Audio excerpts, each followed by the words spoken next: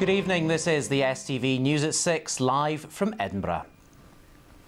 One of the administrators of Hearts says he now has clarity about the extent of the club's problems. There is no money left. On the day Brian Jackson made numerous staff at Tynecastle redundant to cut costs, he told STV News fans will have to dig deep or there won't be a football team to support. Well, for the very latest, our reporter Nick Rugby is at Tynecastle. Nick, the situation seems even more desperate than many had predicted.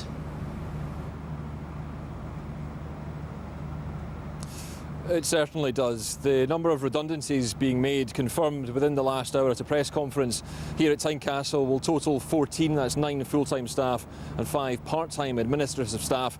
There will also be redundancies among the playing squad, 4 of whom, 2 of the youth side, will also be made redundant in a bid to try and save money to keep Hearts going. You want to know how bleak the truth is?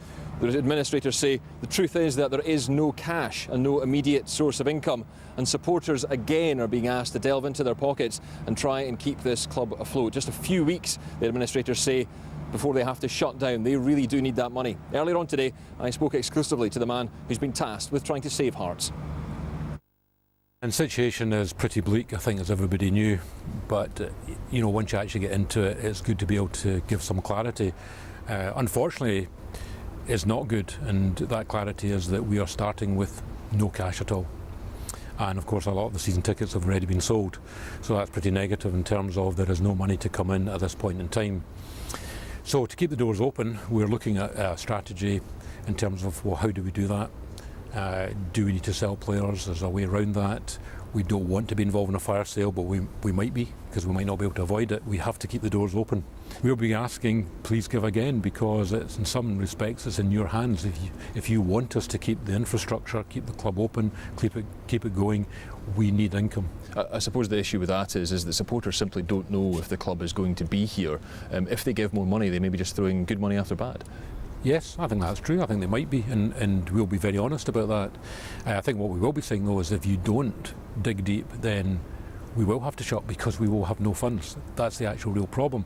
And it is very difficult because we know they've given, and we'll be asking them to give again without any recommendation that you know it's the right thing to do because the club will definitely be saved. We can't say that. We're actually asking them to just, I suppose, show some faith and do their best.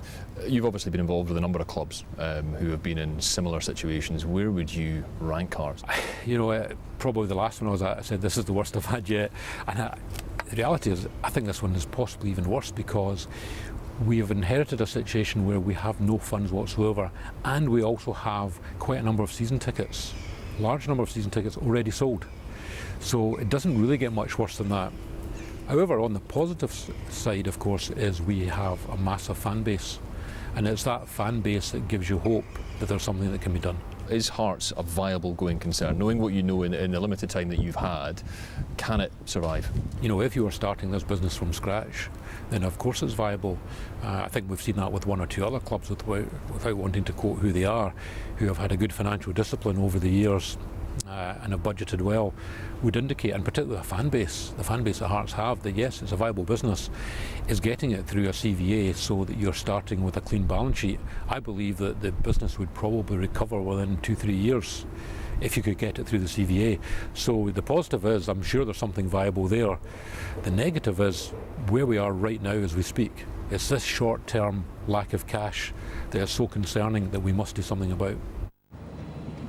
So what was very interesting there about that interview with Brian Jackson is that need for supporters to dig deep, to give their cash back to the club. But he was so honest about saying they could not give any guarantees that the club would be here for next season. Now, to talk about some of the numbers that they're requiring, they would need to sell another 3,000 season tickets.